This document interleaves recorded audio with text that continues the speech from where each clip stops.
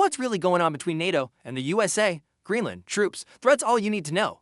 US. President Donald Trump has renewed his long-running push to acquire Greenland, a large, mineral-rich, semi-autonomous territory of Denmark, a NATO ally, claiming it's a national security necessity to deter Russia and China. President Trump insists the US needs Greenland one way or another. Trump has framed European opposition, including NATO allies, deploying troops to Greenland as a security threat to the US, although Denmark and EU countries firmly reject that characterization.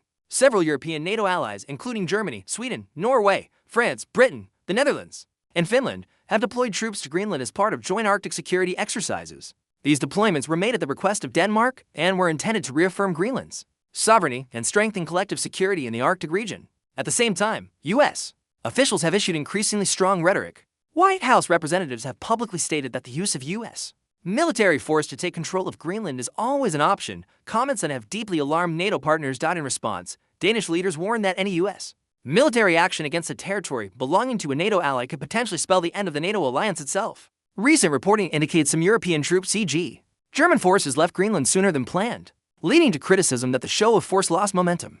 President Trump announced that starting February 1, 2026, the US would impose 10% tariffs on imports from 8 European countries: Denmark, Norway, Sweden, France, Germany, the UK, the Netherlands, and Finland, if no deal to sell Greenland is reached. Tariffs would rise to 25% on June 1st. President Trump has described these tariffs as leverage to force talks over Greenland's ownership. European governments condemn the tariff threats as dangerous and completely wrong warning. They could trigger a trade war among allies. The EU is considering retaliatory measures using its anti-coercion instrument, e.g., counter tariffs, investment restrictions, and even pausing ratification of an EU-US trade deal.